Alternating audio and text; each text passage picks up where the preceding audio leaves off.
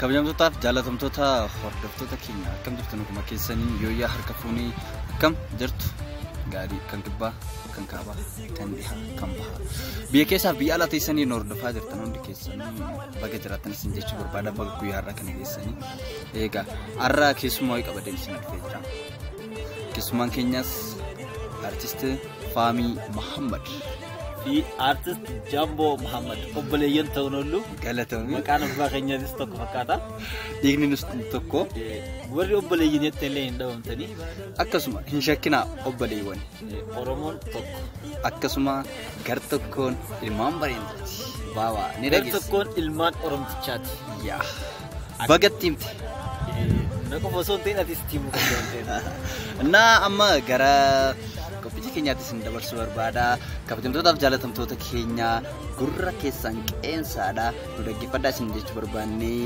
har'a Fahmii kana jechuun Fahmii hin jaamu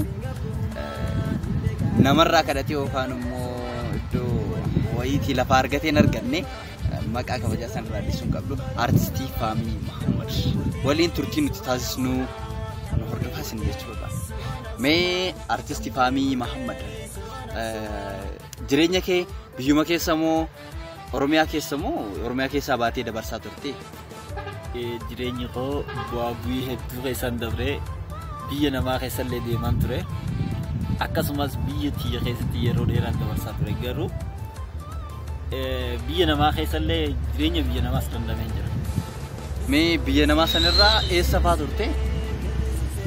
Biyya namaa keessa gara Somaalilaandiitti illee ture akkasumas gara biyyoota Arabaatti illee akka nama abjuun dhaqeettiin osoo lubbuun jiru zaahiraan dhaqeetumaan ture akka nama abjuun dhaqeetti garuu maaf garuu maaltu akka abjuu maaltu si godhe jechuun dhaqee biyyoo namaa san keessa biyyi namaa yoomiyyuu keessa hanqa feete yoo keessa jiraate akka nama abjuudhaan jiraatu waan ta'eef an abjuun jaa malee biyya tiyya keessa malee biyyi namaa akka nama keessa jiraatu natti fakkaata. Suni dhugaa keeti. Mee gara Somaaliyaa yeroo kam yeroo natti turte dhiyeenya kana moo osoo uummanni keenya achirraan buqqa'in moo erga uummanni keenya buqqa'ee deebite moo gaafa mirraayi? Lakkii osoo uummanni keenya buqqa'in tura kan hin jiraachaa ture yeroo dheeraadhaa fi ani gara biyyaa deebi'uun kiyya garuu buqqaatuma uummanni keenya buqqeessanii waliin gara biyyaa deebi'uun kiyya kan ta'e. Gaariidha. Warra yeroo sana buqqa'ee dhufe san keessaa atis tokko jechuudha. Tole mee maal fa'aa dabarsite yeroo sana? Jireenyi biyya namaa gaafii hin qabu. Ati afaan kee biyya namaa keessatti dubbachuudhaaf afaan kee kabajaan qabu sii fi sareen ija takkaan laalamti. Jireenya koo keessatti wanni gaafii sammuu tiyyetti ta'e akkanatti jechaan ibsachuuf illee osoo hin ta'in bifa walalootiin illee ibsachuu hin danda'a. Kan hin jechaa ture beektaa? Hayyee. Tokkummaan hayyuu lallabama. Kan tokkummaa labsu biyyaa ari'ama. Biyya ormaa keessatti dhagaadhaan reebama akka sareetti ableedhaan qalama. Sasammii koo yoom bilisooma waan jettu takkaan qaba beektaa? Dhugaadha san hunduma keenya keessa jira. Mee Fahmi mudannoo qaamaan si mudate fa'aa qabda yeroo sana?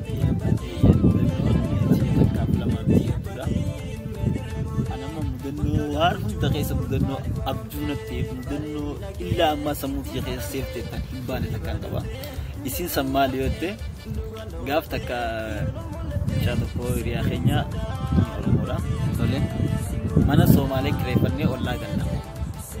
Kana inni wanni waan nama kofachiisus beektaa? Haadha mana isaatiin wallolee waggaa wallolee deemna irraa si ajooftu jedhi.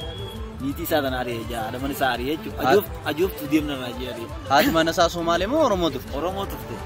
Jechuun namni wallolee waliin faarse waan ta'eef. Sanni dhugaadha. Abbaan manaatis aaruma yeroo sana aareef jecha arabse ta'a beektaa? Dhugaadha. Kana yeroo inni deemna irraa si ajooftu jee gaxaree isiin tun boochee waggaa garagaltee abbaan manaa dhufe Somaalitti jechuudha. Tole. Yeroo dhufu maal jeen beektaa abbaan manaa? Ajooftu yee kaale ajooftu yee. Raalibaan ingilnee kaale ajooftu yee jaa beektaa? Inni kun maqaa isiitiif ta'a. Jecha ajooftu yoo waan baay'ee nama kofalchiisu. Maqaa isiitiif ta'a. Kana amma isiin jecha abbaan manaa isii jeen caalaa jecha Soomaaltichi kun joon kanatti aaraa jirti. Kan inni qabee hootu yoo liibu diddee gafiidhi beektaa? Hayyee. Kana itti dhufnee yeroo itti dhufnu qabnee isii gara manaa deebine ajooftu yee.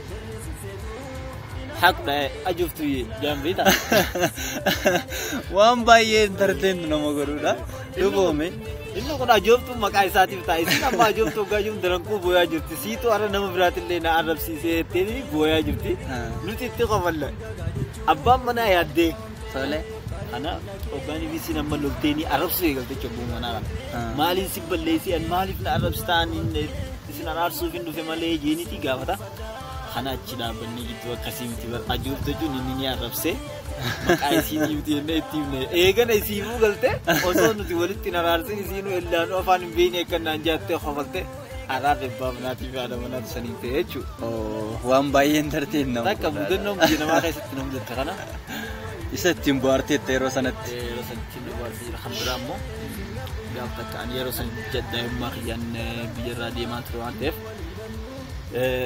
gaf takkan nam toko wallulle inni namana rugdati tole ani rosan gesti daiman ture haato garu namni wallulle tiqat gudan qabantef ya ero nafin sani walitti bunu ufani mal nanjan be tajribra ada ormun somal la hadle sananjan si oromoti ilma Somaalitti dhaabbattee dubbattaa jiraan jireenya kiyya keessatti wanni sammuu kiyya keessatti vaayirasii nattee illa ammaa kana si Oromooti ilma Somaalitti dubbattaa jiraan jechuudha Oromoon ilma namaatiin adda ta'uu isii akka isaan laalanitti jechuudha garuu Oromoon saba kabajamaadha saba jaalatamaadha saba beekamaadha saba beekaadha dhugaa keeti ani garuu akka isaan sanitti ilaalle waan ta'eef yeroo saniif obseetiin deeme sana booda garuu jireenya biyya namaatirraa abdiin kutadhe maaliif gammachuu biyya ormaatirra gadda biyya qonnaa caala jee murteessee jechuudha dhugaadha sana waan gaarii kanaaf jireenyi biyya ormaa jireenya biyya ofii namaa hin goo waan ta'eef namoonni biyya ormaa keessa jiraatan hanqa biyya namaa keessa jiraatan waan qabdan walitti sassaabattanii gara biyya keessanii akka deebitan kabajaan isin beeksifna jiruun biyya ormaa hanga feetisitti toltullee gammachuu hin qabdu waan ta'eef isin anis namuu bakka jirutti carraaqannee jireenya keenya tattaafachuu qabna namni jireenya ifii keessatti tattaafate saba ifii fayyada mataa ifii fayyada garuu bashannana yerootiin sobamtanii biyya namaa keessatti yoo ifirraanfattan booda biyyatti gaafa galtan gadi galoo taatan takkitti tana beekuu qabdan wanti ni isiniif dhaamu kanaaf namoonni biyya ormaa keessa jirtanis wal jajjabeessitanii eenyummaa keessaniif yaadattanii akka wal bira dhaabbattan kabajaan isin beeksisa. Egaa kabajamtootaaf jaalatamtoota hordoftoota keenya warri biyya keessaaf biyya alaa teessanii hordofaa jirtan keessattuu ijoolleen keenya diyaaspoora biyya Amerikaa, Eeshiyaa, Awurooppaa, Awustiraaliyaa iddoo garaagaraa jirtan yaada artistii Faamiin nuuf dabarsee kanarraa waan baay'ee barattu jennee yaadna. Qophiin tokko kan dhiyaatuuf ergaa tokko dabarsuu fi ergaa sanaa olallee dabarsuu akka danda'u ni hubattan jee yaada. Kabajamtootaaf jaalatamtoota keenya irraa hubadhaadha. Biyya namaa keessa teessanii of qaqqabdanii bara jireenya keessanii guutuu gabrummaa saayikolojiin dabarsuu osoo hin taane hamma dandeessanitti biyya namaa teessanii carraaqqattanii gara biyya keessanii galtanii akka jireenya biyya keessanii jiraattan ergaa isinii dabarsuu barbaanna. Kabajamtootaaf jaalatamtoota keenya qophiin keenya kaarraa asumarratti xumuramaa hamma yeroo biraa walitti deebinutti nagaan nu turaa jaalatamaa. YouTube keenya subscribe godhuu hin dagatinaa. YouTube Biyyo Karaabaa YouTube akka taatan kabajaan isin beeksisa. Isinitti meera bagatti himte. Anis itti himu? Itti hima? Egaa itti himu keenya fudhatanii ittuma hime. Dhagee addiidhaa dhagee ammaati. Girrisaa Entertainment subscribe godhaa warri miseensa hin ta'in miseensa taasisan hin jirna akkasuma Biyyo Karaabaa tuubii YouTube artistii Faami Muhammad subscribe godhaa isin jechuu barbaada akkasuma YouTube koo weellisaa Zaamboo Muhammad yookaan JMY Michuu dhugaa subscribe godhaadha nu waliin haa isiniin jira. Warri yaada qabdanis hello jettanii nu gaafachuu dandeessan